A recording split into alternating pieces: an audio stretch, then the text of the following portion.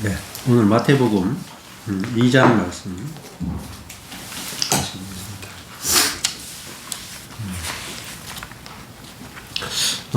지난번에 이제 1장 말씀을 좀 했는데 그 마리아가 등장을 하죠.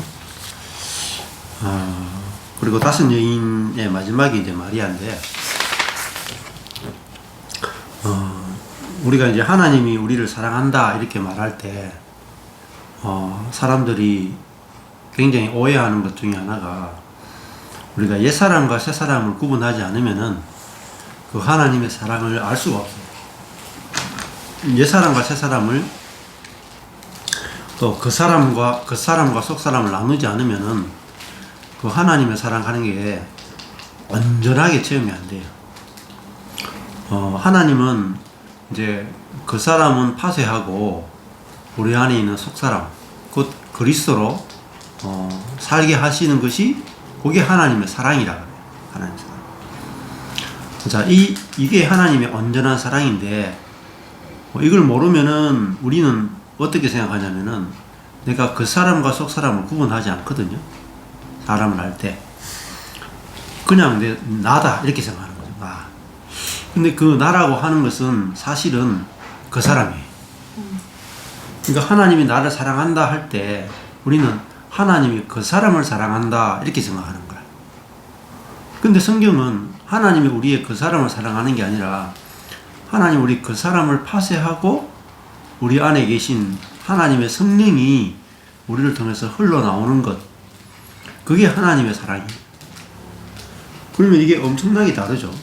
우리가 기존의 신앙생활은 그 사람 속사람 구분 없이 하나님 내 그 사람을 사랑해 주십시오, 도와주십시오, 지켜주십시오, 보호해 주십시오, 인도해 주십시오 이렇게 기도한단 말이에요.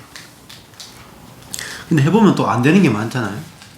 하나님 우리의 그 사람을 자아를 지켜주지 않을 때도 굉장히 많고, 병이 들거나 혹은 뭐 불치병이 걸리기도 하고 교통사고가 나기도 하고 강도를 만나기도 하고 또 누구로부터 깊은 상처를 받기도 하고 재산을 다 날리기도 하고 이혼하기도 하고 그리고 내가 오늘도 그런 이야기 했는데 우리는 자꾸 성숙되기를 원하잖아요. 성화되기를 원하잖아. 근데 하나님은 우리가 성숙되고 성화되기를 원하지 않거든요. 그 사람을 파쇄해서 성령이 우리를 통해 살기를 원하지 그 사람이 내 자아가 성숙되기를 원하지 않아요. 왜냐하면은 우리 그 사람 자아가 성숙되면 어떻게 되냐면 나는 이만큼 성숙되었는데 너는 왜 이렇게 성숙되지 않았어 하고 남과 나를 갈라내게 된단 말이에요. 그래서 그 사람과 속사람을 구분하지 않으면 또 내가 사느냐 그리스도가 사느냐 이거 구분 안 되면 성경을 맨날 공부해도 소용없어요. 어떤 신학자가 와도 소용없어요.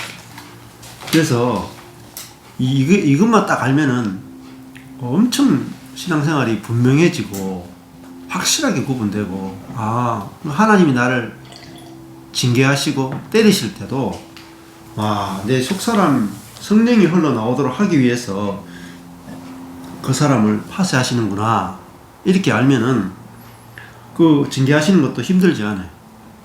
뭐 가난해지거나 병들거나 자식이 죽거나 이혼하거나 이래도 그거를 받아낼 수 있을 만큼 그런 일들이 일어나거든요. 우리가 예수님의 생애만 보더라도 그렇죠.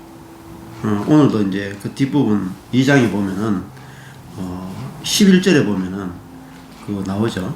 이제 아기 예수가 태어났는데 그 박사들이 와서 경배를 하는데 황금과 유황과 몰약을 예물로 드렸다 이렇게 나오잖아요. 그러니까 몰약은 이게 죽음의 향기거든요. 죽음의 향기. 그 유향은 부활의 향기. 황금은 하나님의 신성을 말해요. 그러니까 몰약은 이거는 그 사람의 죽음을 말해요. 네, 그 사람이 죽을 때 뭐가 나오냐? 그 향기가 나오는 거예요. 우리가 하나님처럼 된 사람, 자기중심적이 된 사람, 자기가 높아지길 원하는 사람, 그 사람이 파쇄되고 죽을 때 거기 죽음도 아주 아름다운 향기가 나는 거예요. 그래서 몰약을 드렸죠. 이게 예수님의 십자가란 말이에요. 십자가. 그 예수님의 생애 자체가 태어날 때부터 죽을 때까지 예수님의 생애 전체가 뭐냐면은 죽음의 향기. 죽음의 향기. 뭐냐? 그 사람의 파쇄란 말이에요. 그 사람의 파쇄. 그 말은 예수님의 생애는 한마디로 하면은 자기 뜻대로 된 게 하나도 없는 인생이에요. 자기 뜻대로. 우리로 치면은 정말 예수님의 생애만큼 불행한 생애가 없단 말이에요. 그런데 자기 뜻대로 안 되는 걸 통해서 우리는 그 사람이 파쇄되는 거예요.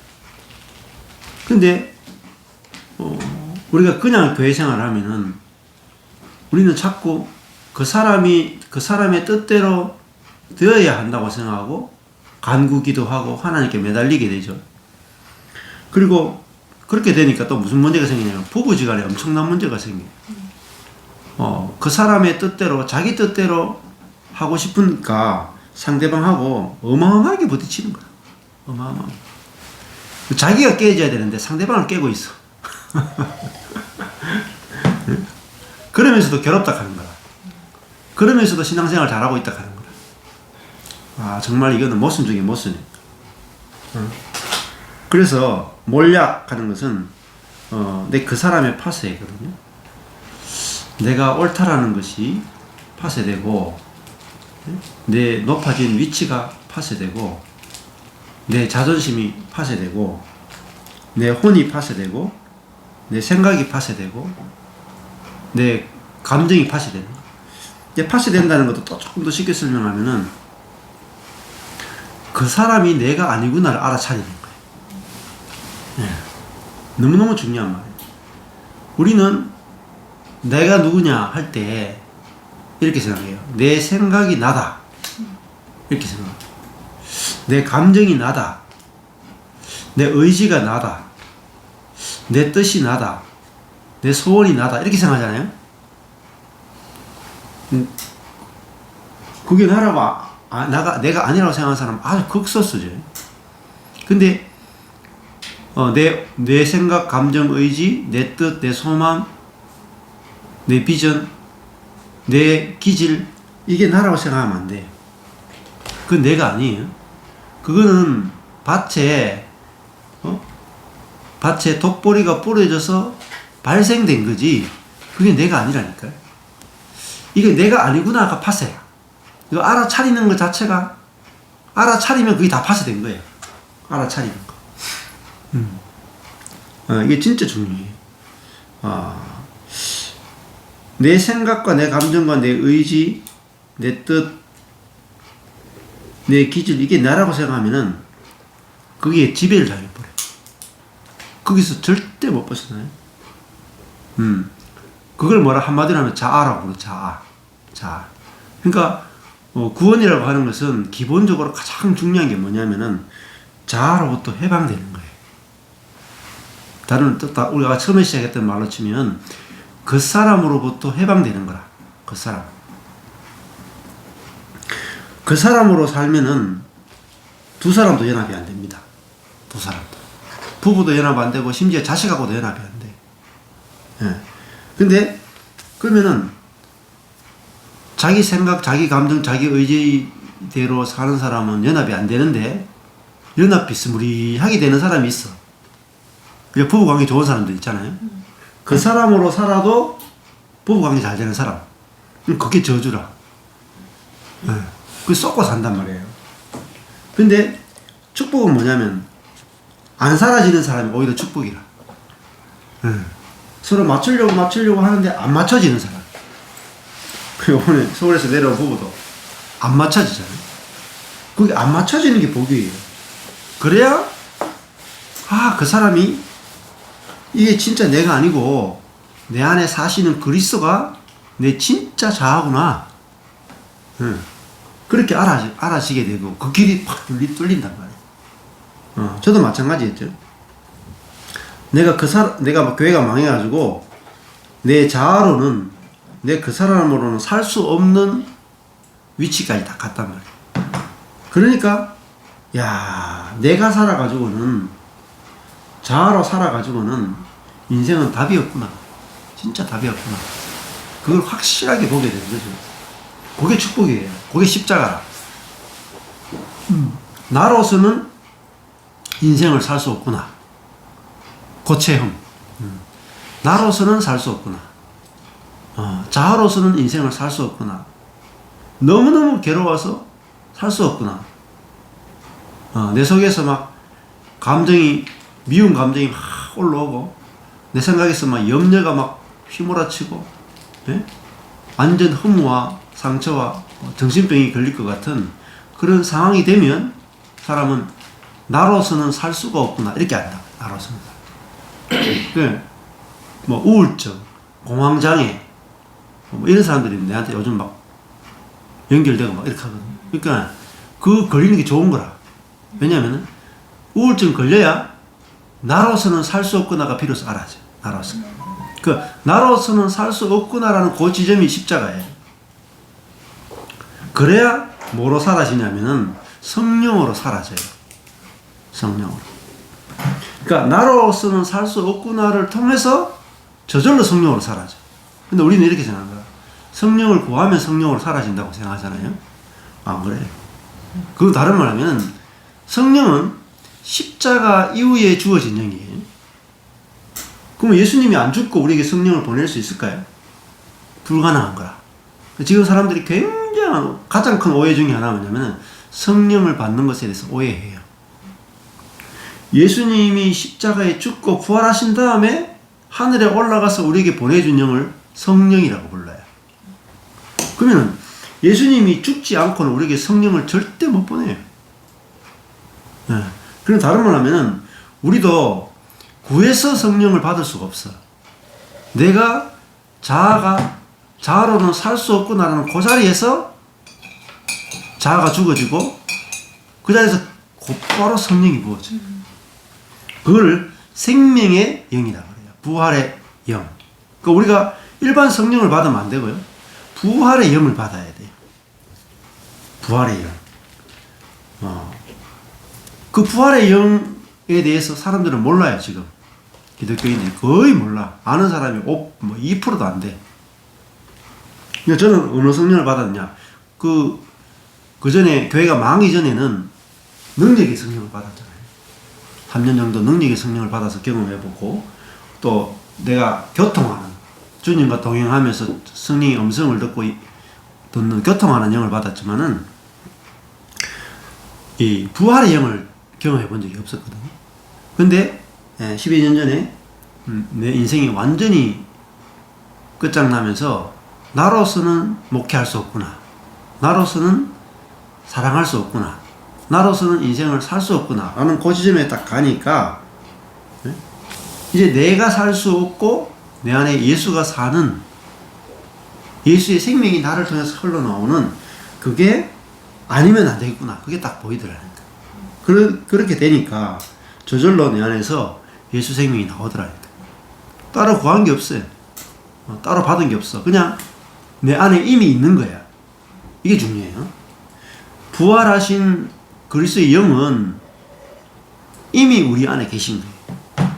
다 이루어졌어요. 하늘에서 다 이루어졌어.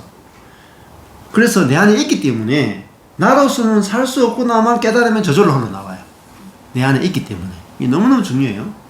예. 내 안에 이미 계시단 말이에요. 생명의 영, 부활의 영이 있단 말이에요. 근데 나로서는 도저히 살 수 없구나. 그게 십자가예요. 예수님이 겟세마네 동산에 딱 갔잖아요. 십자가 가기 전에. 겟세마네 동산에 딱 가서 기도했죠. 할 수만 있거든 이 잔을 옮겨주십시오. 그 말은 무슨 말이냐면은 나로 살고 싶습니다 라는 거잖아요. 나로 살고 싶습니다 이 말이야. 근데 십자가가 있으니까 나로 살면은 뭐 십자가를 질 수가 있나? 그죠? 안 되죠. 그리고 예수님이 십자가 앞에 가니까 어때요? 내 마음이 고민하여 괴로워 죽게 됐다. 베드로한테 그렇게 얘기하잖아요. 내가 심히 고민하여 죽게 되었다. 예수님도 너무 괴로운 거야. 너무 십자가 앞에 가니까 예. 나로 살면은 그렇게 괴로울 수밖에 없어요. 고민하여 죽게 될 정도까지 괴롭다니까. 예수님도 고민하여 죽게 된 지점까지 갔다니까. 그렇게 사람이신 예수님이 그 정도 가니까 어때요? 고민하여 죽게 되니까 나로 살 수 없구나, 나로 살 수 없구나 하고 엘리 엘리 라바 사박다니 예수님 자신이 이제 버려지는 거예요. 버려지고 이제 죽고 부활한단 말이에요. 부활하면 뭐로 사느냐면은 하나님의 생명으로 저절로 사라져요. 저절로. 그러니까 우리가 하나님의 생명, 그걸 부활의 생명이라고 그러거든요. 하나님의 생명으로 살면은 그 생명에는 뭐가 있느냐면은 새로운 본성이 있어요. 우리가 처음에 부모로부터 태어날 때는 아담의 생명으로 태어나거든요. 즉 다른 말하면 사단의 생명으로 태어난다. 그러면은 그 사단의 생명은 사단의 본성이 있어요. 그 본성은 뭐냐면 자기 중심적이고 높아지고 싶고 나는 옳고 너는 틀렸다 하고 분열하고 이런 본성이 들어있어요. 분쟁하고 이런 본성이 들어있어요. 그러니까 그 본성을 절대 없앨 수가 없어요. 그러니까 아무리 노력해도 성화가 안 된 것은 그 본성이 있기 때문에 우리가 성화가 안 된단 말이에요. 변화가 안 된단 말이에요. 그런데 나로서는 살 수 없구나. 그 지점에 딱 가서 십자가에서 나로 살 수 없으니까 이제는 내 안에 그리스도가 나온단 말이에요. 그러면은 그 그리스도가 흘러나오면 그는 새로운 생명, 하나님의 생명이 나온단 말이에요. 근데 생명 안에는 뭐가 들어있냐면 중요한 게요. 본성이 들어있다는 거 알아야 돼요. 본성. 생명은 그 본성이라. 칡 있잖아요. 칡이나 뭐 담쟁이 있잖아요. 우리 예배당에 뭐 담쟁이가 있어요. 담쟁이는 본성이 뭐냐면 이 담을 타고 올라가는 거잖아요. 근데 다른 나무한테 벽 타고 올라가라 하면 못 올라가잖아요. 이제 감나무한테 여기 담 타고 올라가면 못 올라가요. 언약나무도 담 타고 못 올라가. 왜냐면 그 담 타고 올라가는 본성이 없거든. 그러니까 아무리 언약나무가 기도하고 금식하고 노력해도 담 타고 못 올라가요. 그냥 쭉쭉 뻗지. 담쟁이는 언약나무보다도 훨씬 작잖아요. 훨씬 더 열이단 말이에요. 줄기도 굉장히 열이잖아. 가지도 열인데. 근데 담쟁이는 본성이 뭐냐면은 이 딱딱 벽에 빨판을 해가지고 탁 붙인다니까요. 그 줄기에서 아주 가는 발이 나와요. 발. 네, 뿌리가 나와가지고 그냥 시멘트 콘크리트에 딱 붙인다니까요. 붙고 그다음에 뭐 있으면 이게 가마가 올라가. 그게 뭐냐? 본성이잖아요. 본성. 그래서 우리는 본성이 바뀌어야 되지. 본성이 체인지 돼야 되지. 우리가 노력해서 성령의 감동 감화로 이 성화될 수 있는 존재가 아니라는 거예요. 그래서 십자가가 사실은 모든 것이에요. 십자가는 두 세계의 경계라고 불러요. 두 세계의 경계. 그러니까 아담의 세계가 끝나고 아담의 본성이 끝나고 이제는 하나님의 생명, 하나님의 본성으로 사는 세계로 넘어가는 게 바로 십자가예요. 이게 너무 중요합니다. 그래서 정상적인 그리스도의 생활, 워츠만니의 책을 보면은 그 십자가는 두 세계의 경계다 이렇게 말해요. 그 말은 두 생명의 경계다 이렇게 표현해야 돼요. 두 생명의 경계다. 여기에 대해서 눈을 떠야 돼요. 그러면 여기서 황금이 나오잖아요. 황금이 뭐예요? 하나님의 신성. 그죠? 신성이 뭐냐면 하나님의 생명이라는 말이에요. 신성. 그러면 보세요. 몰약. 죽으면 어떻게 돼요? 몰약. 죽으면 황금이 나오는 거죠. 황금. 그러니까 우리가 엽게 되면 정금같이 나오리라 하잖아요. 정금같이. 그러면은 안에 정금이 들어있단 말이잖아요. 근데 정금에다가 뭐가 섞여 있어요? 온갖 오물들이 예를 들면 금하고 온갖 뭐 이렇게 다른 철하고 뭐 돌하고 또 혹은 막 이것들이 막 섞여 있다고 생각합니다. 그걸 어떻게 추출해내요? 예. 이제 영광도에 가면은 금과 돌과 이런 막 성하고 섞여 있으면 이걸 막 파쇄해가지고 그다음에 이걸 엄청난 열에 집어넣으면은 이게 이제 이 다른 것들은 막 타버린다. 근데 이 금 같은 경우에는 그 타는 온도가 엄청나게 높잖아요. 그럼 다른 건 다 타고 금만 물이 돼가 싹 흘러나온다. 네, 타지 않죠, 금이. 그러니까 금만 딱 남잖아요. 마찬가지로 우리도 우리의 자아가 불에 딱 타버리면 변치 않는 황금, 그러니까 우리 안에 뭐가 나오냐면 하나님의 생명이 딱 흘러나온다니까. 네. 그래서 뭐로 사냐? 황금으로 사는 거예요. 신성으로. 하나님의 생명으로 사는 거예요.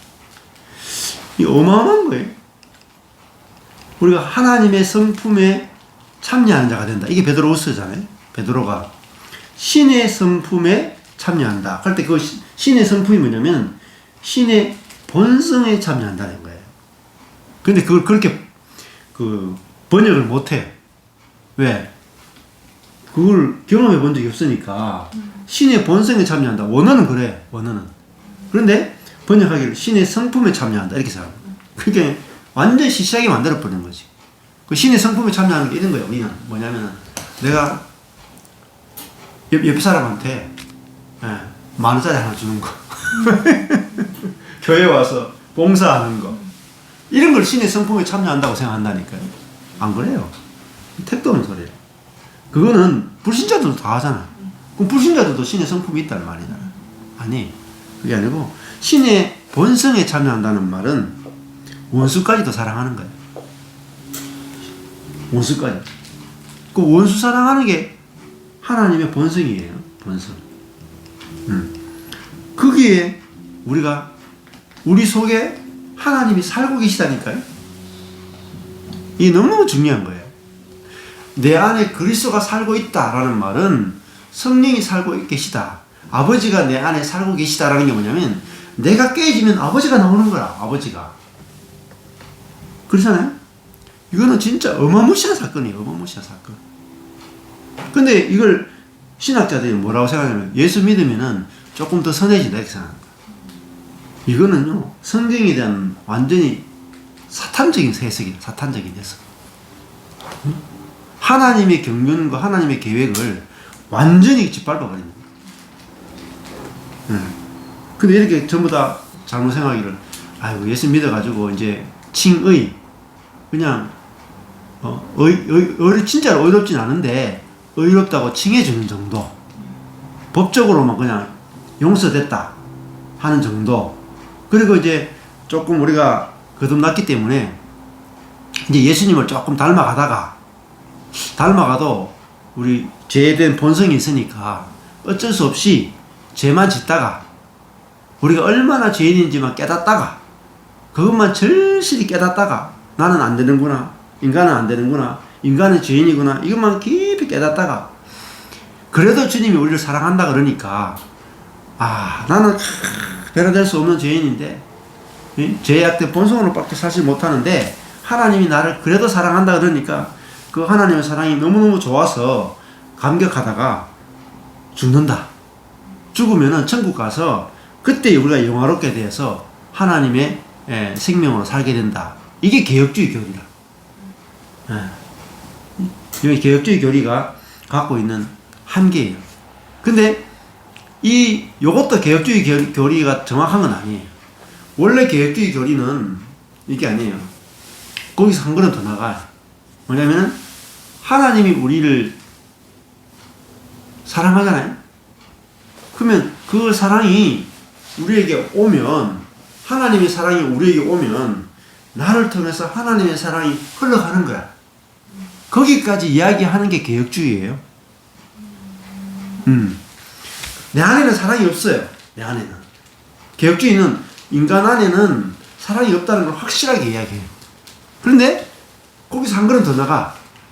그런데 인간은 빈 그릇 것 같은데 하나님의 사랑이 우리에게 부원받으면 우리에게서 하나님의 사랑이 나가요. 나는 전혀 변화되지 않는데 하나님의 사랑을 받으면 하나님의 사랑이 나간다. 여기까지 이야기한다니까요.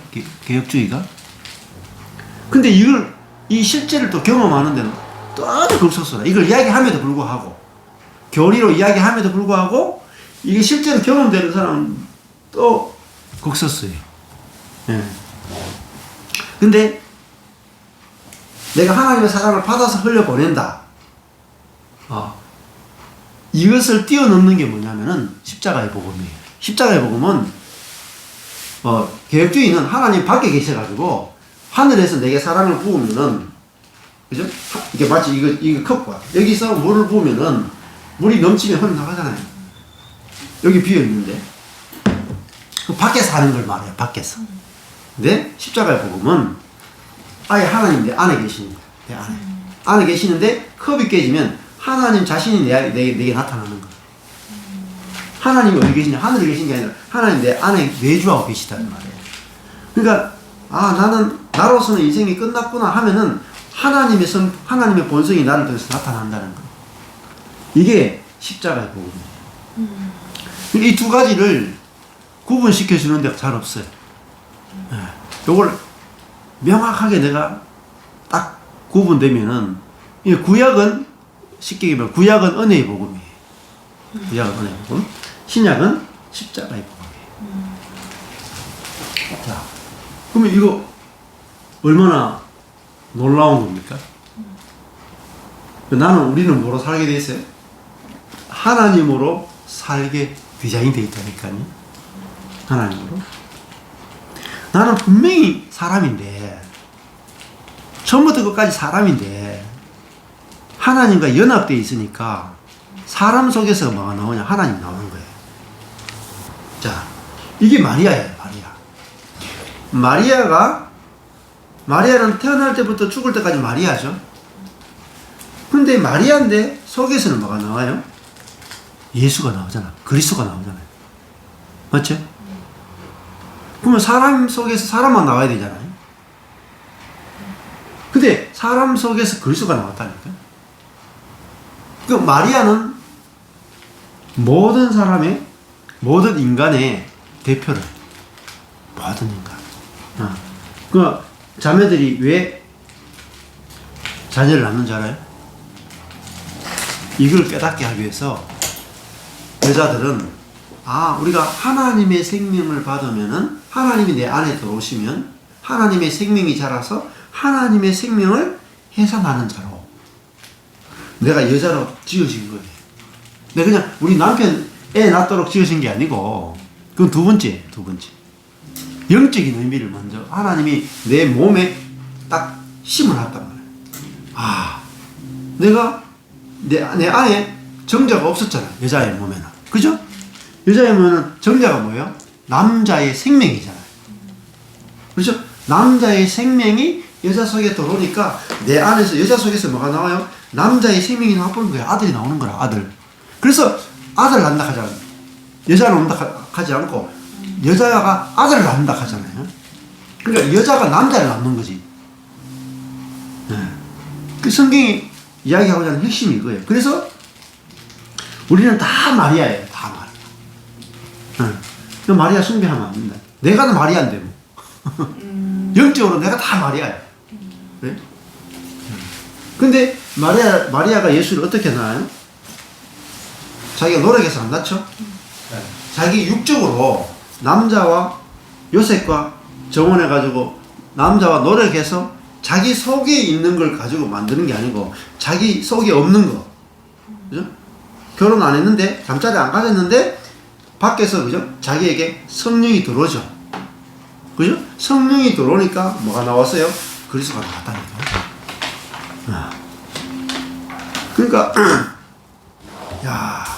우리는 마리아로 살도록 이 사람은 디자인되어 있다. 그러니까 나는 나로 살면은 실패해요. 자, 여자가, 그게 뭐냐? 그게 불임이에요, 불임. 애를 낳지 못하는 거야. 그 여자가 여자로만 살다 끝나는 거죠. 그거를 성경에서는 저주라 그래요. 아기를 잉태하지 못하는 거. 그걸 저주라 그런다. 그게 육적인 부분이 아니라 영적으로 지금 이야기하는 거예요. 영적인 의미. 그렇구나. 사람이 하나님의 생명을 받아서 하나님의 생명을 해산하지 못하고 사람의 생명으로 살다 끝나는 거, 그걸 영적 불임이다. 근데 수많은 그리스도인들이 영적 불임으로 죽어요, 다. 그러니까 뭐예요? 창세기 보면은 하나님이 사람에게 하신 명령이 뭡니까? 생육하고 번성하여 땅에 충만하라. 그렇죠? 생육. 애를 낳으란 말이에요, 애를. 그 사람에게 주신 최고의 명령이 뭐냐면, 아이를 낳아라. 하는 말은 그리스도를 낳으란 말이에요, 그리스도를. 하나님의 생명을 잉태해서 낳아라. 이게 인간에게 주신 명령이래요. 근데 우리 속에서 하나님의 생명이 나오면 생육하고 번성하게 돼. 땅에 충만하게 돼. 그럼 뭐죠? 그걸로 뭐해? 땅을 정복하는 거예요. 우리는 뭐로 땅을 정복하냐? 우리 속에서 나오는 하나님의 생명으로만 땅을 정복할 수가 있어요. 그래야지 군림하지 않고 정죄하지 않고 뭐예요? 생명으로 원수까지도 사랑하는, 사랑으로 정복하는 사랑의 왕이 되는 거야. 그걸 다른 말하면 긍휼의 왕이라고 그래요. 긍휼의 왕. 그럼 마태복음의 주제가 뭐냐면은 긍휼의 나라, 긍휼의 왕이에요. 예수는 어떤 분으로 왔느냐? 긍휼의 나라를 가져왔고 긍휼의 왕으로 왔단 말이에요. 왕으로. 그래서 마리아를 통해서 태어났다는 거죠. 이게 아주 이 1장, 2장 앞부분에서 아주 중요한 의미라고 볼 수가 있어요. 자, 그 헤롯 왕 때에 1절에 보면은 뭐죠? 헤롯 왕 때에 예수께서 유대 베들레헴에 나셨다. 이 헤롯 왕이 어마어마한 성전을 건축한 왕이에요. 수십 년 동안 자기가 이 유대의 왕이 되고 싶어가지고 어마어마한 성전을 건축해서 왕 노릇하고 있는 가짜 왕이죠. 가짜 왕. 그러니까 이 왕은 군림하는 왕이잖아요. 그러니까 유대의 왕이라는 말은, 유대는 뭐야? 이 땅에 있는 하나님 나라래요. 근데 이 땅에 있는 하나님 나라의 왕인데 뭐예요? 군림하고 죽인단 말이에요. 베들레헴에 난 아이들을 죽이잖아요. 정죄하고 판단하고 죽이고 자기가 높아진 왕이잖아요. 이 왕을 가지고는 이 땅에 하나님 나라가 안 되는 거예요. 그래서 예수를 통해서 진짜 그죠? 백성을 위해서 죽는, 자기가 죽어서 죄된 백성을 살려내는, 원수까지도 사랑하는 그 생명이 흘러나오는 예수를 통해서만 하나님 나라가 이 땅에 실제화되는 거죠. 우리도 마찬가지예요. 우리도 이 땅에 하나님 나라의 왕으로, 하나님을 대신하는 위임받은 왕으로 우리가 부름받았단 말이에요. 그러면 우리 속에서 생명이 흘러나와서 생명으로 통치해야 우리가 이 땅에 하나님 나라 왕으로, 왕같은 제사장으로 살 수가 있단 말이에요. 자, 예수께서 유대 베들레헴에서 태어나셨다. 베들레헴이 원래 벳레헴, 벳은 집이고 레헴은 빵이죠. 빵의 집이잖아요. 빵집. 그 빵이라 하는 것은 사람들에게 그 생명의 양식이에요. 생명의 양식.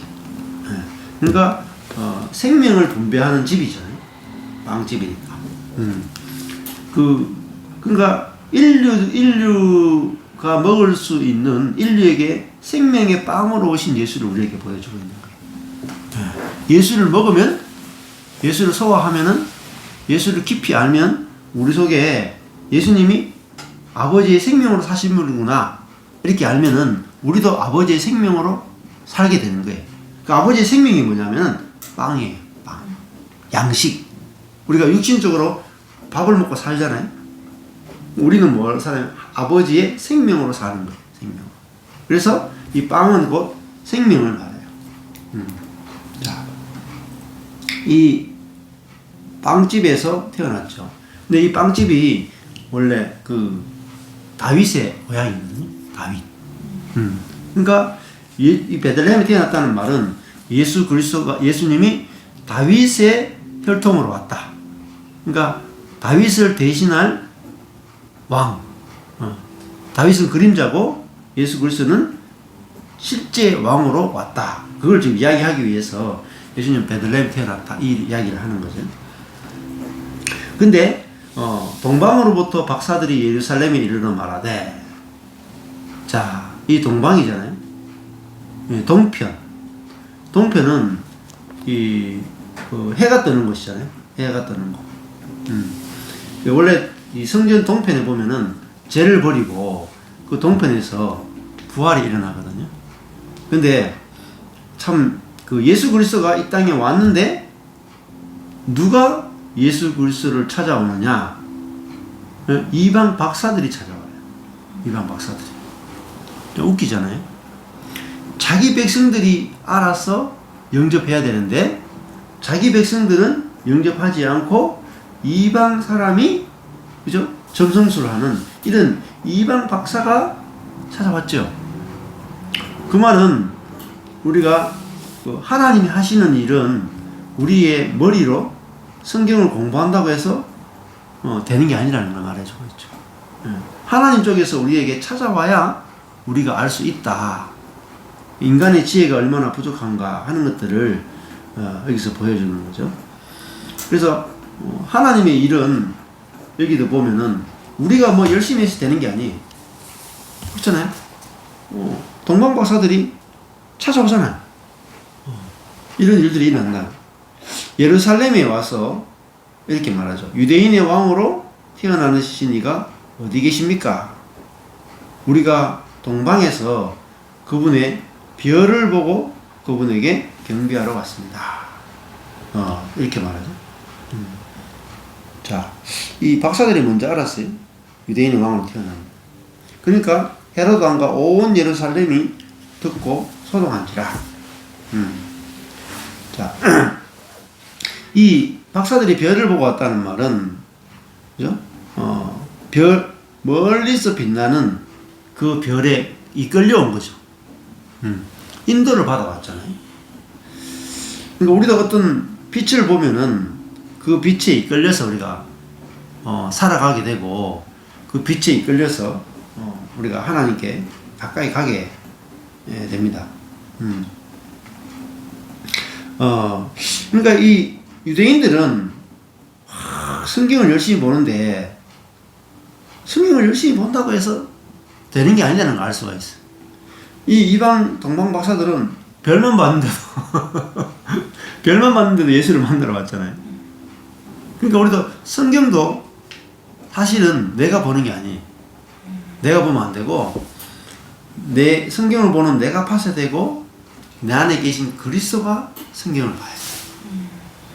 그래야 성경이 알아지지 아무리 성경을 연구한다고 되는 게 아니거든요. 그래서 이 동방 목사는 뭐 성경도 모르죠.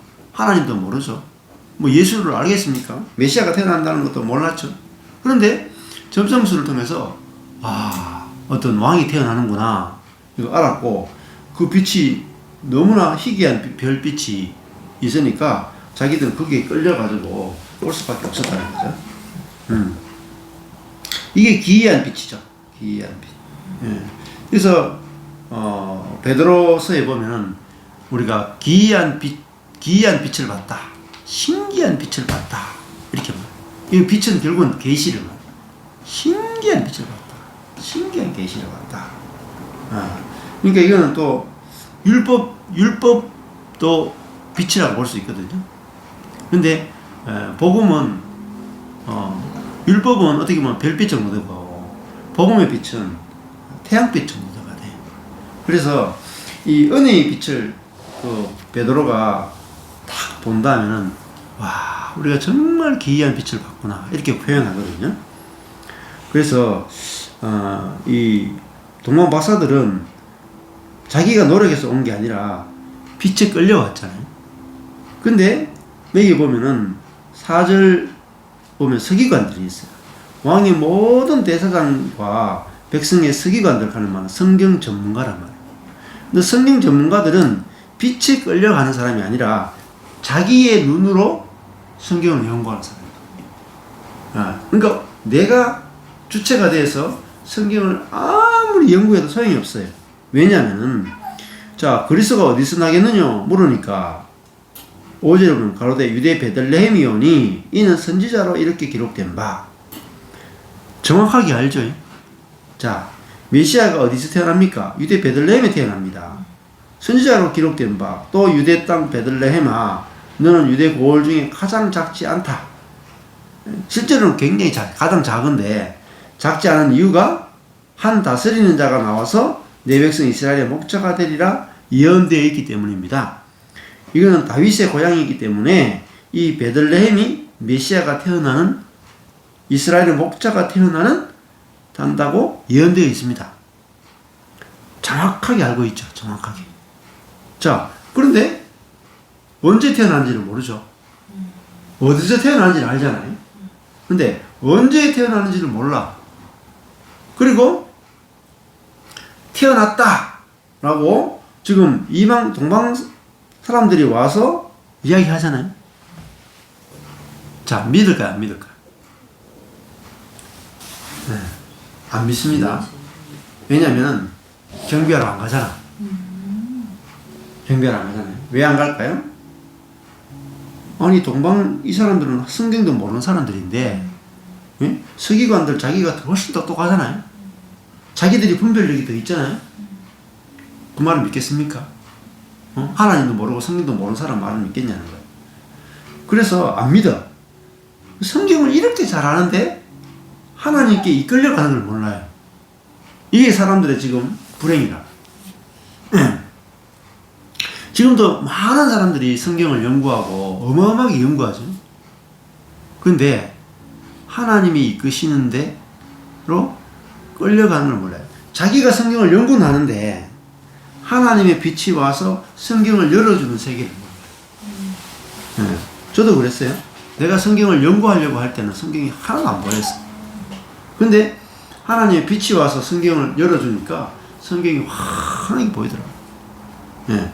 이건 뭐냐면 주체가 바뀌는 거예요. 주체가. 성경을 연구하는 데 있어서도 주체가 바뀌어야 돼요. 예. 하늘에서 빛이 내게 비춰왔느냐 아니면 내가 성경의 문을 억지로 열었느냐에 따라서 보여지는 게 달라요. 내가 성경을 연구하면은 뭘 찾느냐면은 적용을 찾아요. 적용. 주어가 사람이 돼. 근데 하늘에서 빛이 비춰오면은 성경을 모든 연구하는 모든 주체가 하나님이 돼버려요.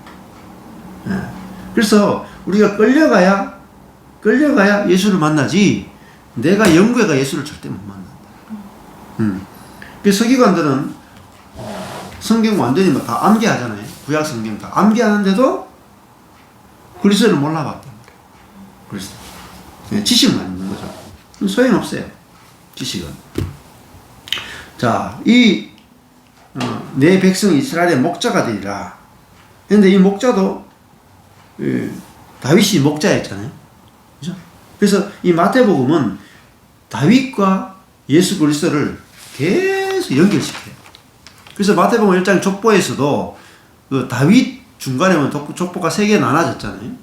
중간이 다윗의 왕국을 이야기했잖아요. 그리고 마태복음 1장 17절에 모든 대수가 14배, 14배, 14배라고 했잖아요. 그 세 대수로 정리했잖아요. 그게 뭐냐면 14락하는 게 다윗의 이름의 숫자라. 그러니까 이 마태복음은 예수 그리스도가 어떤 분이냐면 다윗을 대체하는 분으로 왔다는 거예요. 다윗은 목자 다윗을 대체하는 참 목자로 왔고 왕 다윗을 대체하는 참 왕으로 예수가 왔다. 진짜 다윗은 그림자 목자, 그림자 왕이었는데 예수 그리스도는 실제의 목자요, 실제의 왕으로 왔다.